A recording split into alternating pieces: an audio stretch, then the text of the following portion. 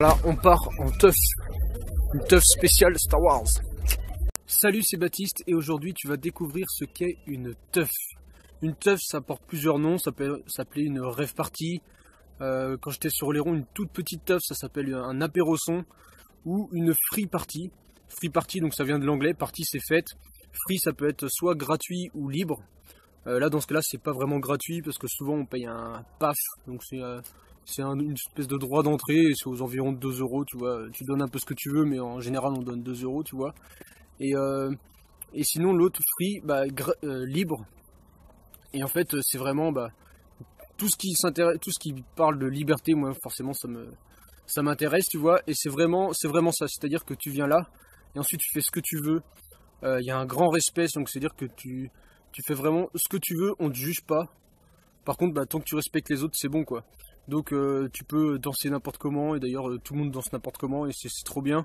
Et si quelque chose, moi qui me tient beaucoup à cœur, et que là je suis vraiment super content qu'il y ait ça en teuf, c'est vraiment, ça partage mes valeurs, c'est le tri des déchets, c'est-à-dire que en fait régulièrement, donc tout le long de la route, tu as les voitures qui sont garées les unes à côté des autres, et au rétro, tu as régulièrement des poubelles qui sont accrochées, c'est-à-dire que les gens amènent des sacs poubelles, les accrochent à leur rétro, et en fait tous les déchets sont ramassés, sont mis directement dans des poubelles. Chacun sait qu'il faut laisser l'endroit propre, et chacun, même bourré, prend les bouteilles et les fout dans les poubelles. Et s'il y a le copain qui est trop bourré et qui peut plus le faire, tu le prends à sa place et tu fous dans la poubelle. C'est-à-dire que quand on repart, le terrain est clean, et même je te montre quelques images là tout de suite.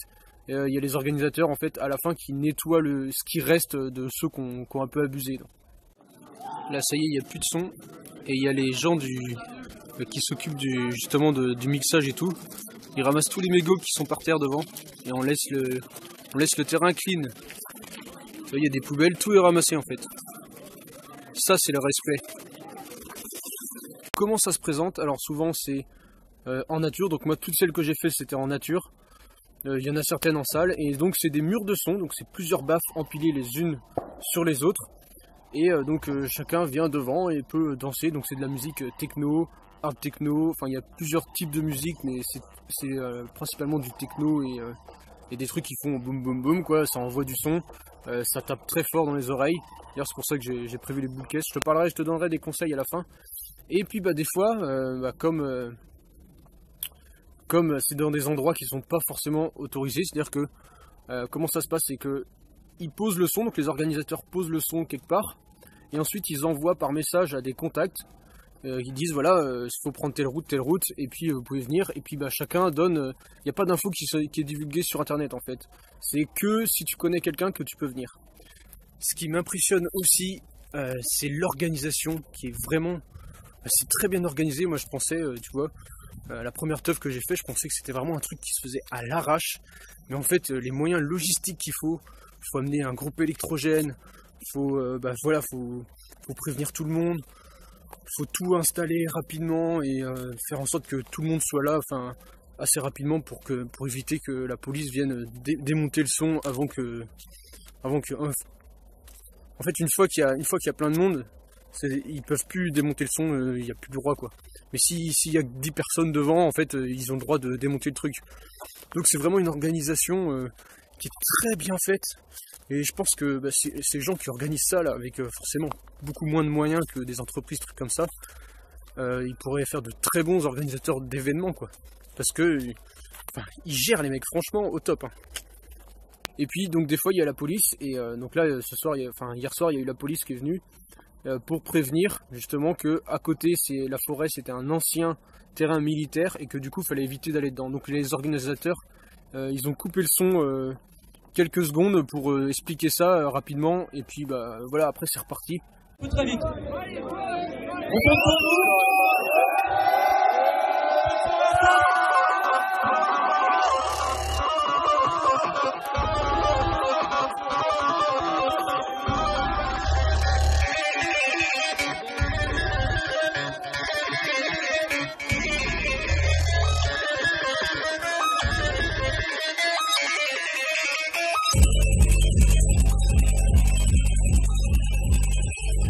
Alors, si ça t'intéresse de venir dans une teuf, Donc déjà, faut connaître quelqu'un qui a l'info, qui connaît quelqu'un qui a l'info, tu vois, t'es obligé de connaître quelqu'un. Il y a quelques conseils qui peuvent être très pratiques pour que ta soirée se passe bien et que tu t'amuses. Déjà, la première, c'est d'emmener de l'eau. Donc à partir du moment où tu comptes peut-être boire de l'alcool, ou même si tu comptes pas boire de l'alcool, en fait c'est très physique de danser toute la nuit comme ça. Donc important, c'est d'emmener de l'eau. D'avoir des poches fermées, donc sur tes joggings pour mettre tes clés de voiture, ton portable et tout, d'avoir des joggings avec des poches fermées, ou il y en a qui ont des bananes ou qui ont des trucs, vraiment d'avoir un truc fermé pour éviter de perdre ça par terre, et puis si le truc il tombe et que c'est piétiné, bah voilà. Donc des poches fermées, faut y aller à plusieurs, surtout si par exemple tu comptes boire ou consommer des drogues, des trucs comme ça, c'est bien d'avoir un chauffeur qui va te ramener, ou si c'est la première fois que tu y vas, d'y aller à plusieurs, de connaître des gens que tu vas pouvoir, que tu sais sur qui compter, des gens de confiance, des copains, des trucs comme ça, ou des cousins, et en fait d'aller avec des gens de confiance, que si ça se passe mal, au moins t'as un point de repère, t'es pas complètement perdu au milieu du truc.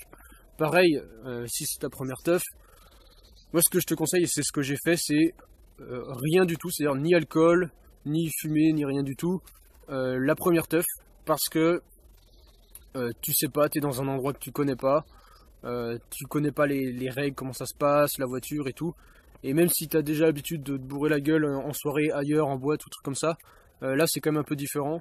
Donc je te conseille d'être sobre. On peut carrément s'amuser en étant sobre, c'est ce que je fais maintenant à chaque fois, parce que finalement ça sert à... Enfin, ça c'est mon avis personnel, mais je trouve que il n'y a pas besoin en fait de boire ou de fumer ou de n'importe quoi pour s'amuser. En fait le son suffit largement.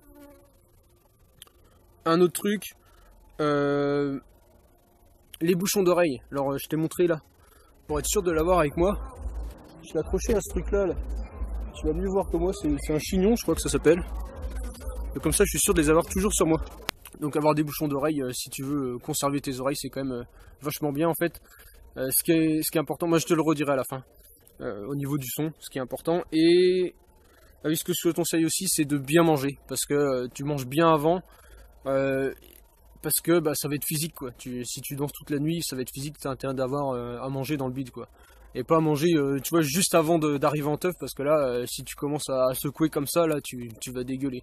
Donc, tu manges bien avant, et le temps du trajet, tu vois, tu vas digérer tranquillement.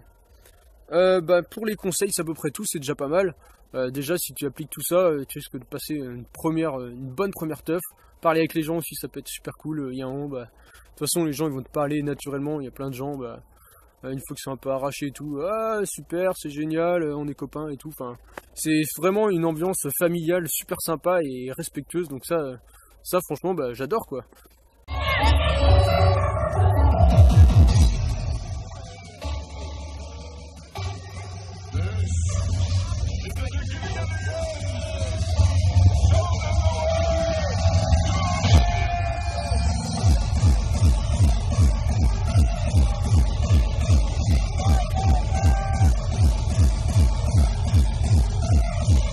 On va attaquer un sujet un peu plus sensible, et ça va être les drogues. C'est-à-dire que en teuf, je vais pas te mentir, c'est très facile, à condition d'avoir de l'argent évidemment, de se procurer des drogues. Alors il y a plein de trucs différents, il y a du TAS, du speed, enfin il y a plein de noms quoi. Moi j'y connais rien en drogue, j'en prends pas.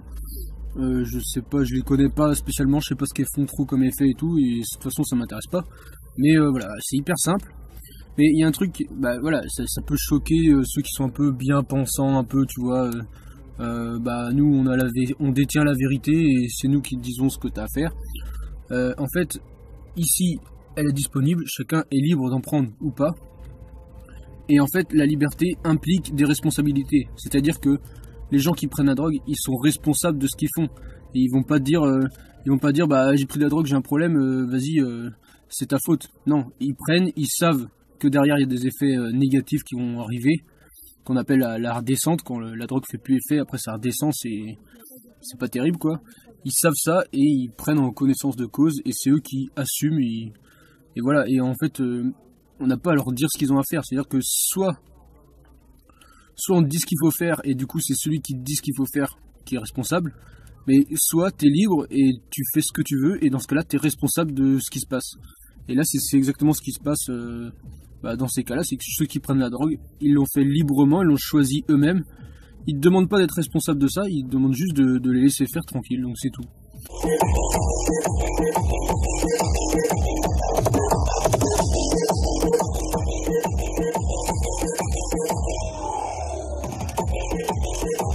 En arrivant, j'ai pris 2 gorgées de whisky et je me suis dit, Baptiste, est-ce que t'as besoin de ça pour t'amuser?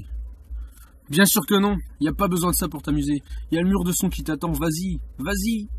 Et là alors, qu'est-ce que je viens chercher moi en teuf?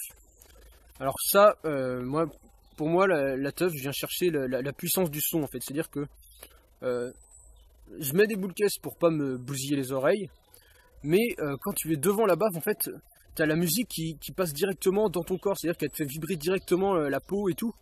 Et en fait, tu peux carrément t'oublier dans la musique. Et ça, c'est un truc que j'arrive. Il y a un petit peu ça en boîte, mais c'est une atmosphère complètement différente et on peut pas. C'est un peu bizarre. Mais là, t'as vraiment une grosse puissance. Et en fait, c'est plus toi qui guide ton corps, c'est la musique qui fait. Et en fait, t'as une espèce de lâcher prise, tu laisses faire tout seul, quoi. Tu débranches le cerveau et bam, bam, bam.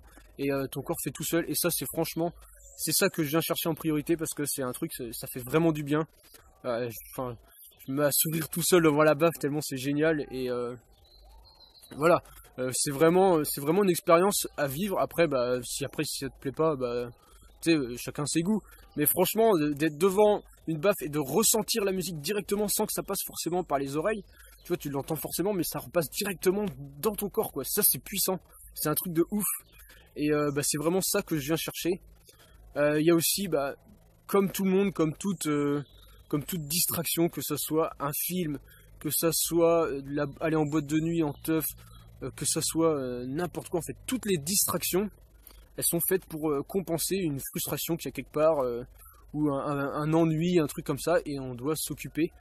Et en fait, je viens chercher ça parce que voilà, j'ai envie de.